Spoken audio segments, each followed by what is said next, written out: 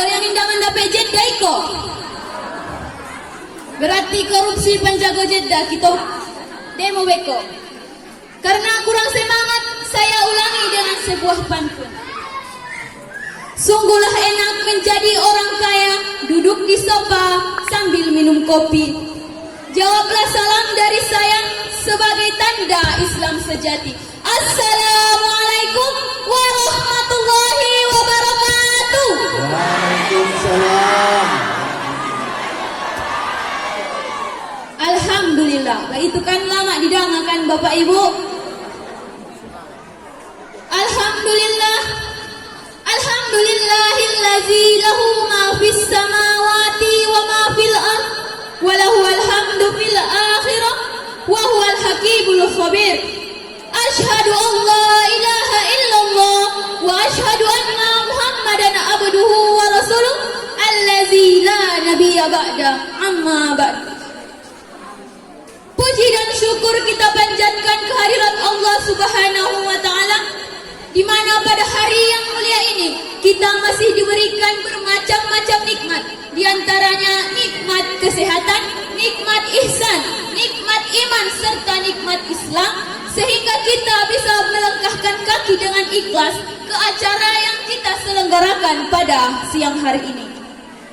Selawat berangkaikan salam tak lupa dan tak bosannya kita hadiahkan, kita sanjungkan kepada Habibana wa Maulana Muhammad sallallahu alaihi wasallam dengan melafazkan Allahumma sholli ala Sayyidina Muhammad wa ala ali Sayyidina Muhammad. Tanpa mengurangi rasa hormat saya, meskipun saya tidak menyebutkan satu persatu, yang saya hormati dan yang saya muliakan Bapak Ibu hadirin wal hadirat yang senantiasa berhadir pada acara ini dan insya Allah dirahmati oleh Allah. Pada siang hari ini kita merayakan Maulidun Nabi Muhammad sallallahu alaihi wasallam. Tetapi saya akan membawakan pidato singkat saya mengenai generasi Nahdlatul Ulama dan perannya terhadap NKRI. Nahdlatul Ulama dan kebangsaan sangatlah melekat, karena Indonesia merdeka tidak lepas dari perjuangan Kiai Haji Hashim Asy'ari, karena beliau adalah pendiri Nahdlatul Ulama. Beliau ikut berjuang melawan sekutu dan Belanda, karena Belanda ingin menjajah dan menguasai kembali Indonesia pada agresi militer Belanda II. Dengan itu, Insinyur Soekarno dan Kiai Haji Hashim Asy'ari bertemu kompak, berunding, mengutip musyawarah, sehingga pada tanggal 22 Oktober dijadikanlah resolusi jihad membela tanah air. Dengan itu ribuan ulama, ribuan santri dan kiai ikut berjuang di medan perang. Nahdlatul Ulama mempunyai banser, barisan serbaguna, di mana yang tampil, tanggap dan bertanggung jawab. Dayo, iyo penda. Oh iya, yang tidak datang benda. Di dalam organisasi ini kita dapat belajar membela agama dan bangsa kita untuk menerapkan dalam negeri kita masing-masing.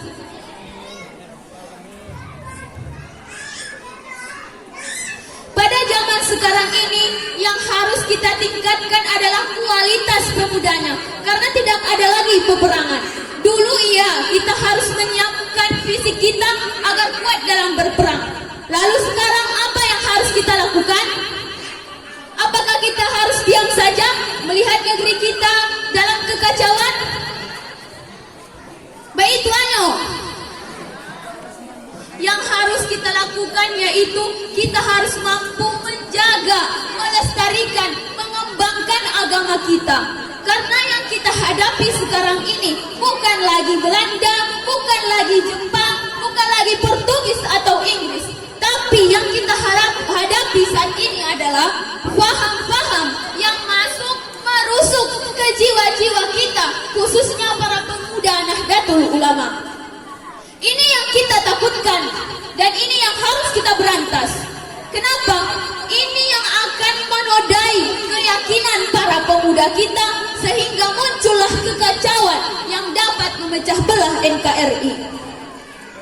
Mereka tidak membawa senjata, tidak membawa bom, tidak membawa granat atau meriam, tetapi mereka membawa faham yang tidak sesuai dengan ajaran Aswaja. Tetapi kita tidak menyadarinya karena kita hanya melihat secara zahirnya, bukan secara batinnya. Sehingga kita sangat mudah untuk dibodoh-bodohi.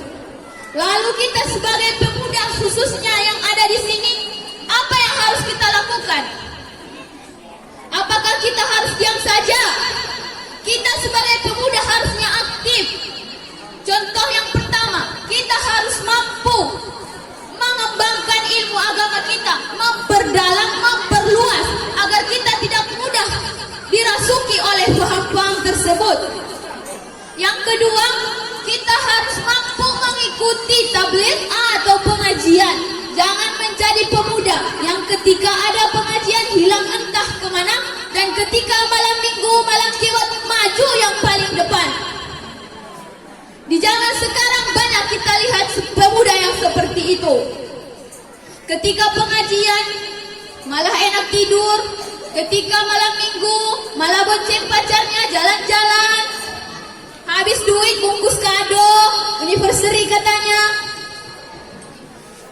Sedangkan ibunya ulang tahun, tanggal ulang tahunnya saja dia tidak mengingatnya. Itu pemuda zaman sekarang. Bagi bapak-bapak, ibu-ibu yang mempunyai anaknya, tolong dijaga dan diperhatikan. Karena pemuda-pemudi kita inilah yang akan menjadi pemimpin di masa yang akan datang. Lalu bagaimana jika mulai dari awal pemuda kita sudah tidak bagus lagi? Bagaimana jika dia menjadi seorang pemimpin yang dia tahu hanya berpacaran, yang dia tahu hanya main TikTok, main game? Apakah main game ini yang akan diterapkan pada masyarakatnya? Tidak mungkin. Kita membutuhkan pemuda yang aktif, tanggap, dan berprestasi. Setelah itu kita sebagai pemuda harus bisa mengikuti organisasi-organisasi yang ada dalam Nahdlatul Ulama, seperti Fatayat, seperti Ansor, IPNU, dan IPPNU, agar kita menjadi pemuda-pemudi yang tanggap dan berorganisasi dan dikenal masyarakat. Hadirin wal hadirat rahimakumullah. Seperti yang kita ketahui bahwa Subhanul yang Rizalun Gods, bahwa pemuda hari ini adalah pemimpin di masa yang akan datang. Oleh karena itu, mari kita siapkan diri kita, mari kita siapkan ilmu kita, agar kita menjadi pemimpin di masa yang akan datang dan tidak menghancurkan agama dan negeri kita masih. Dan pemerintah juga harus menggunakan Pancasila sebagai ideologi negara yang telah ditetapkan agar tidak menjadi kekacauan di negeri kita. Dan NU juga harus mengembangkan mengembangkan pemahaman agamanya ke seluruh struktur dan kultur di bawah NU. Cukup sekian yang mungkin dapat saya sampaikan. Kesalahan datang dari saya, kebenaran datang dari Allah. Karena di awal saya membacakan pantun, maka di akhir saya juga berpantun. Bunga mekar di perbukitan, sawah luas di pedesaan. Cukup sekian dan terima kasih. Assalamualaikum warahmatullahi wabarakatuh.